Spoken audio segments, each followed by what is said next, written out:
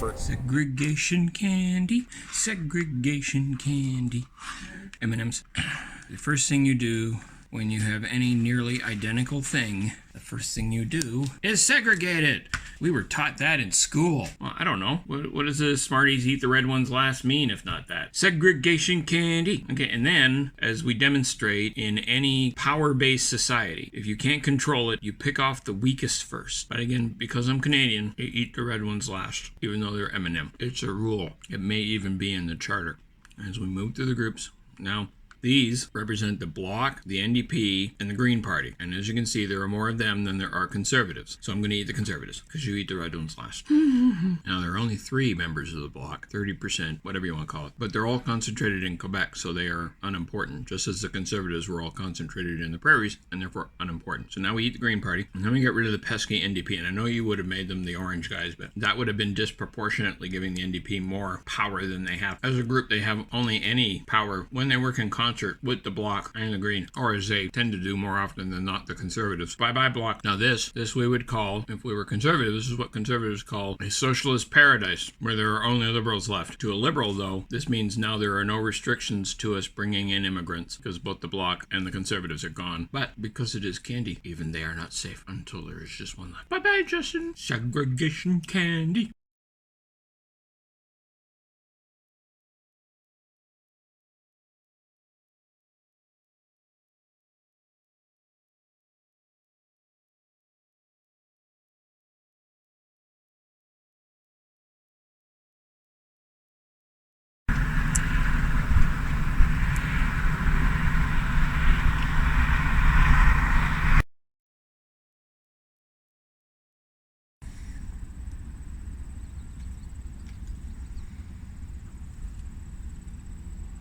Going to trip over the stairs.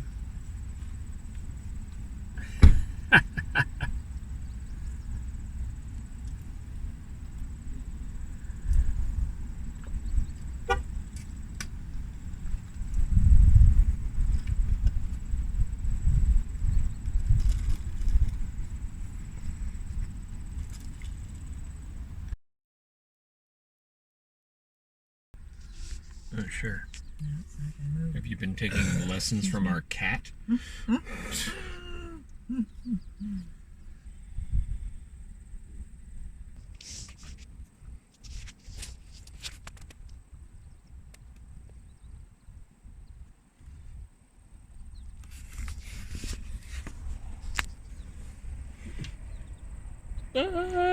Crunch.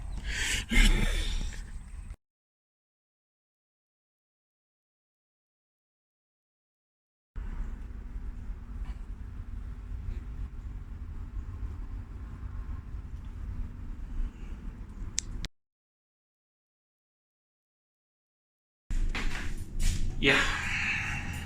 So heading back to the car. So I'm heading back to the car because we just headed out and we got pizza. Final day of the vacation. Finish it up with the Marconi's. And stopped in the convenience store and grabbed some stuff. One of the things I bought for tomorrow, figuring my energy level would be flagging a bit mid-afternoon on the first day back to work. The other thing was a chocolate bar that I forgot to bring up from the car.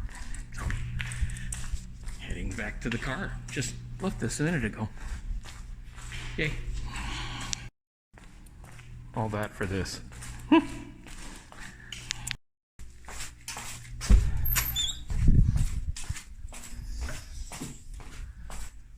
One thing I want to remember going forward is during this pandemic, how many people were walking around without masks on during the mask mandate.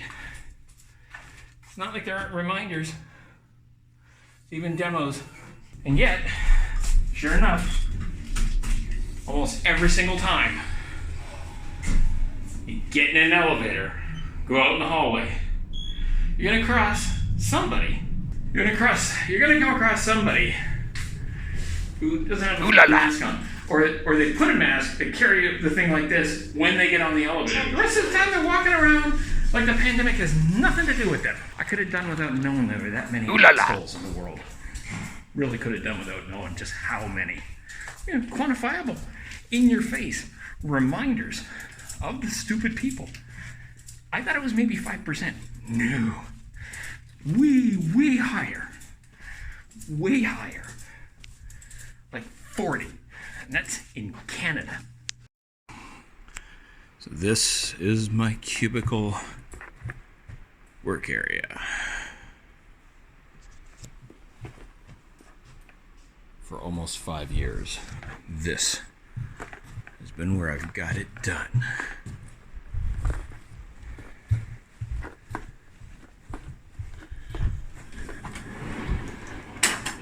Soon I go into this. And I will be doing my job facing these with that. And in an office. I'm going to have an office. Unless I screw it up.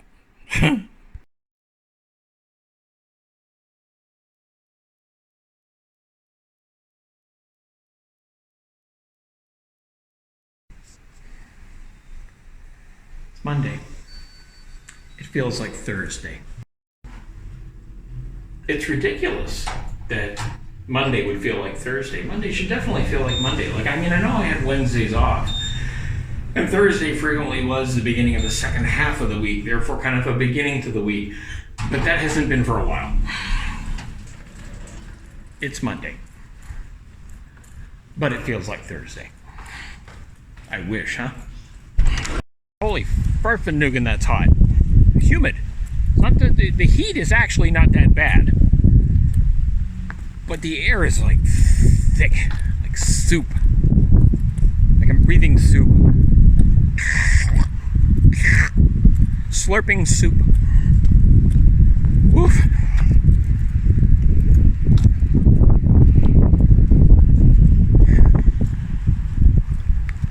Yeah, I don't know why I'm doing this. Okay, it's because now that I'm doing the weekly thing, I feel like I need to fill up stuff. Woof. That is hot, I tell you. Hot. Look. Second building. I doubt they learned anything from this one.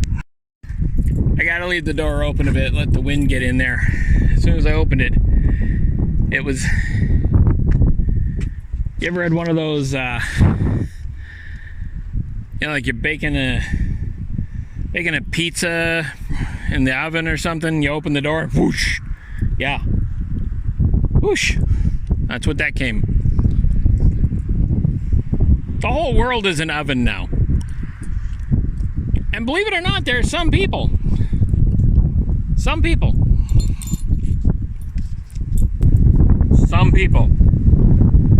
who still want to go with the status quo, who are still more concerned with this year's jobs than with the fact that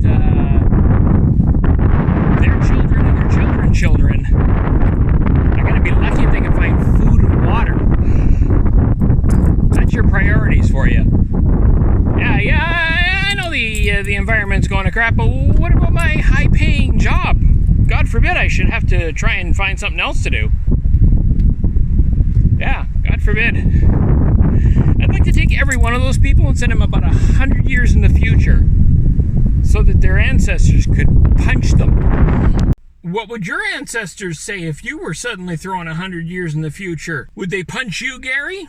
No, because I don't have any kids. And I don't have any kids largely because I was reading about this 40 years ago. They were predicting it. This is the direction we were heading. And even then they were saying, well, it might not happen until 2100, but there's a chance it could happen before 2030. Well, I figured I was probably still going to be alive in 2030. I figured it was probably pretty irresponsible to bring children into a world when you were going to use up everything before they really got there. Could you imagine?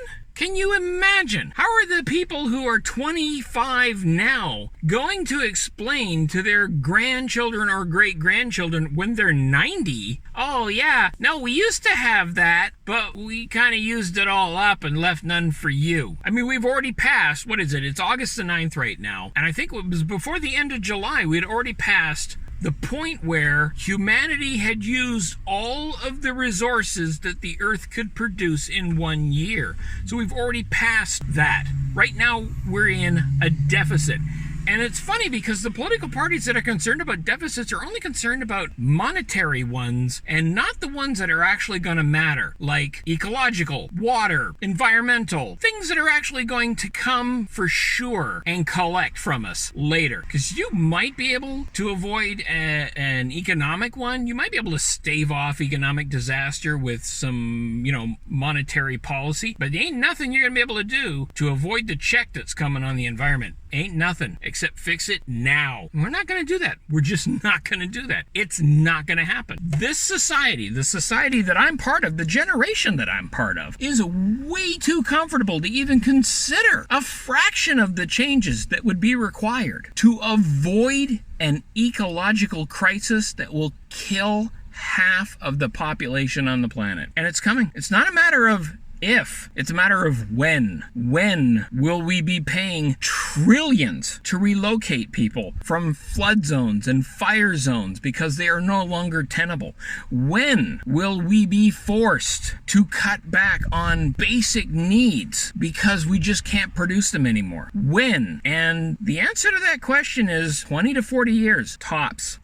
The people that are saying by 2100, they're worried about looking wrong. We need to start factoring in the possibility that wrong is not going to be it didn't come soon enough. Wrong is going to be it came too early, because we're not ready for it. We're not ready now. We're not going to be ready in 10 or 20 years. We're not going to be ready when it happens. We're just going to have a whole lot of suffering. And I'm telling you right now, August the 9th, 2021, for 40 years, because that's how long I've been writing Space Oddity, I've been saying it. I put the eco crisis in there in the first draft. It's a coming. And if you're surprised by that, you haven't been paying attention. Whose fault is that? Because your government, we shouldn't need a nanny state. We have all the information in the world for people who are actually considering what they need to know. It's all out there. And instead, we're distracted by Jersey Shore and cooking shows and people telling us what we want to hear. And what we want to hear is, I don't have to do anything. It's not my fault. It's the government. Well, you know what? You're in a democracy, buddy. You elected them, and you elected the government you deserve because you're the ones not paying attention. And I'm sorry, when I was a kid talking about the environment, the first Earth Day happened in the 60s. This is nothing new. And in 1895, they were worried about the turn of the century, the coming of the year 1900, and what the 20th century was going to have in it, what all the 1900s were going to involve. And you know what the biggest concern then was? Population explosion. You know what the population was in 1900? The total human population was 1.5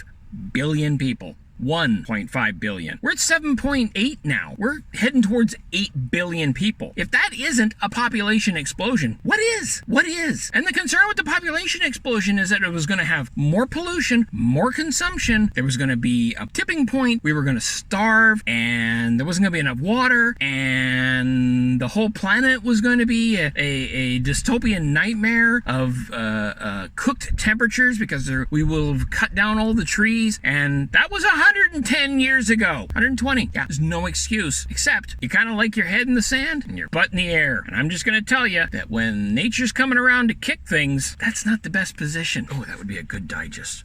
What are we doing, Trudy? Waiting. Waiting for what?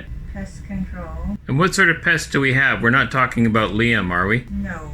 How about wasps? We have wasps. I prefer to call them hornets, even if that's not accurate, because it doesn't goof around with my syllabus. I have a syllabus. What time is it? 9:47. 9:47. These guys said we'll be there between 7:30 and 8, and it's 9:47. So, cable companies, you have some competition. Where's the hole though? What do you mean? So you can't see it, so the way they have it right now, it's guarded. Ah. Okay, I'm just gonna have to work quick. Oh, good. This is a scary one. Let me tell you why. So, they have many centuries posted on the outside. Right? That's for their own protection. 2, because it's in that box, I guess they're coming in at the top, and the entry point is probably somewhere at the top. So the hole that they usually go in, there's like a, the entry hole. So I'm just gonna have to go blind and just kind of attack it. Okay, so if it helps you at all, we are going to be taking that box down. It's not something that doesn't help me. Okay, well, I'm just saying, don't worry about the box. All right, no problem. Okay, all right, you want to go inside? I'll put my box suit on.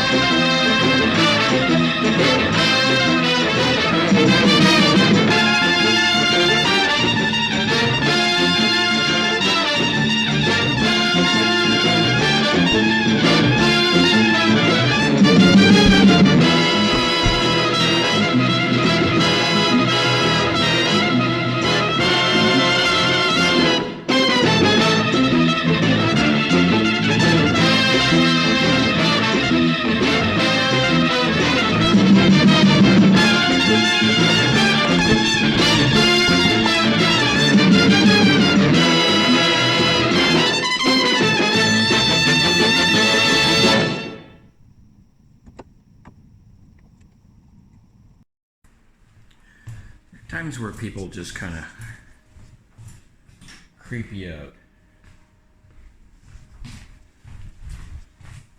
These guys. This truck. Look, it's coming back.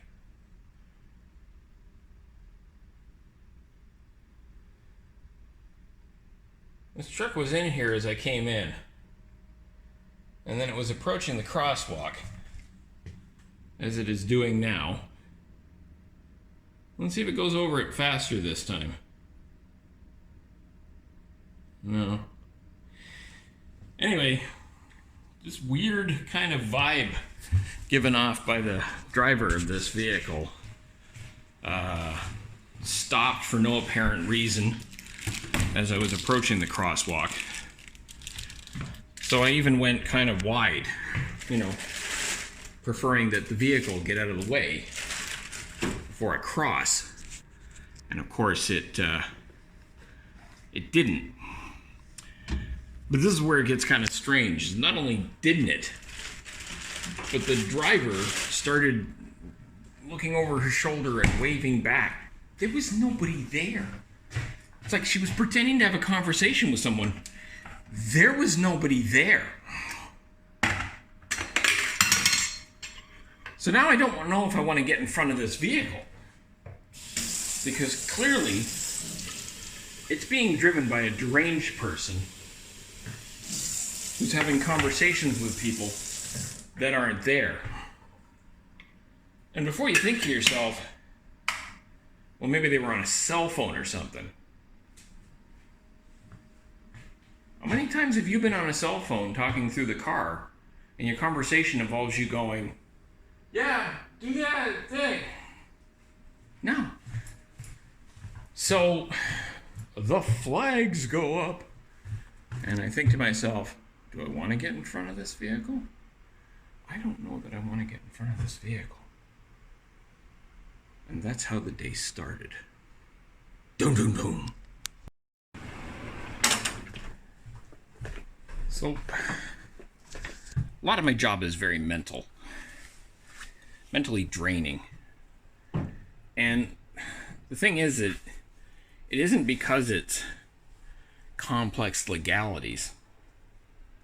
I mean, that's an element of it, sure. But the really draining part is trying not to waste time.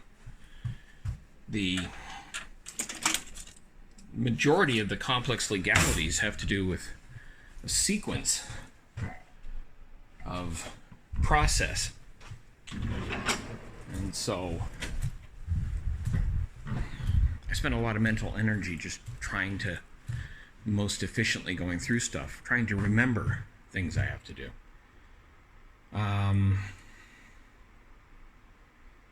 Yeah, it's exhausting. But it's sometimes the reason why I get up and I go for a walk. Because then I have a chance to think through at the next stages. So even then I'm working. See, what I need is something physically exhausting. And the cycling home was that. But then I got like really muggy, and then the bad air came in from the fires out west, and it's still just so muggy. And I mean, it's hard to breathe when the moisture in the atmosphere gets to a certain point. And that means you cramp up, you tire, it takes you longer to get places. You're more exhausted at the end of it. So I mean, there's a happy medium between I want to burn off some of the physical energy so that I'm not just burning off mental energy. Somewhere before this is just going to kill me. That's what I'm looking for.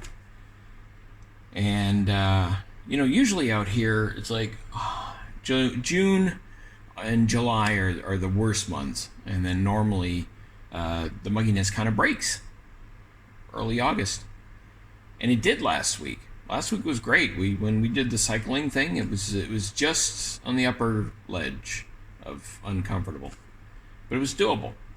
Pushed ourselves too hard, pushed me too hard after not being able to do it for a couple weeks. But the job is mentally exhausting, and then I go home and the hobby is mentally exhausting, and there isn't anything on the physical end of it, and so I'm not sleeping as good as I could be, and that means I'm not waking up as rested as I should be, and that's where I am right now. So it's this perpetual state of unjustifiable exhaustion. Yeah.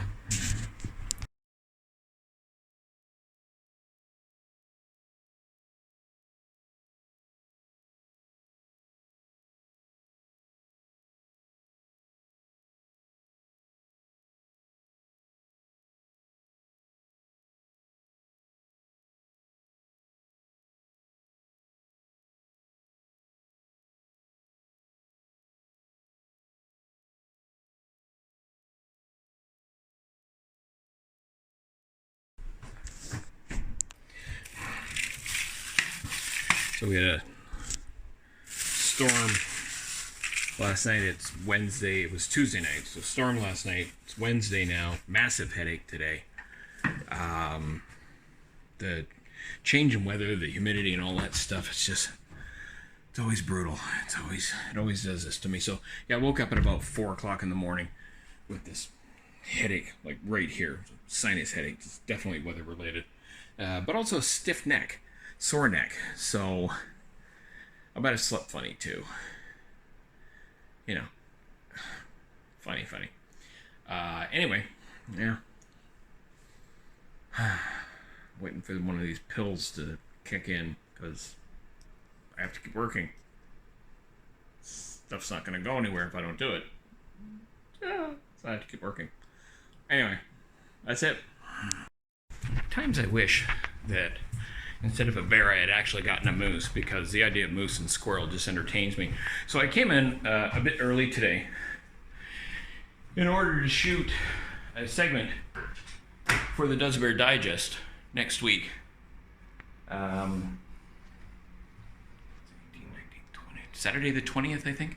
Anyway, I needed a follow-up to the vacation bit, where Jimmy tells Duzzy he's got to get his furry butt back because he got to have a meeting with the boss. Well, I use my boss's office because nobody's here today, so I do that when nobody's here. But the problem is I've started off the day sweating because I gotta crawl around on the ground and run around and set things up. And of course there was lugging all the gear, bear and squirrel and the various tripods, because I didn't know what was going to be the right configuration to get what I wanted to get. So yeah, did a lot of that. Now I'm going to go to work. The reason I shared that with you is because the cardinal rule of guerrilla filmmaking is put everything back the way it was before you got there so that nobody notices. Why did this move? And I had taken the whole thing back down after I was done in the boss's office, and then suddenly remembered that I had moved some booklets to the middle table from the desk because they would have been in the shot, and they had what we call collateral or branded elements in them. And there's no way that my boss wouldn't have wondered, how did these get over to there? Why would they be over there? Blah, blah, blah. So in order to have a true guerrilla experience, I moved them back when I remembered it. And I've done a sweep, and now I've made sure that everything is where it was. So there will be no questions. Because like a ninja filmmaking? Ninja filmmaking would be a better term, but it's not my term. Anyway, want to make it look as if nobody was there, no reason. These aren't the droids you're looking for, and that's it. But now I have to cool down as I work. Yeah. It's Thursday, by the way. I did a video a while ago of the top 10 things you can do when you're the only one in the office, and one of the things that I didn't include in that list was, you can talk as loud as you want!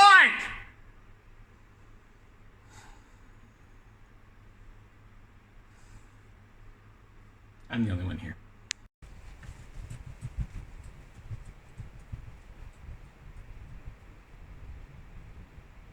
By the way, I've always wanted to demonstrate this, even with the noise canceling system. The acoustics in here are fantastic for performances. For although I am projecting, I am not yelling. So if I were to do to be or not to be, that is the question. And I would do it at the same volume that I would do it where I'm on stage. And I'm betting that even with the noise canceling, that came through very, very clearly. Because it's an open office.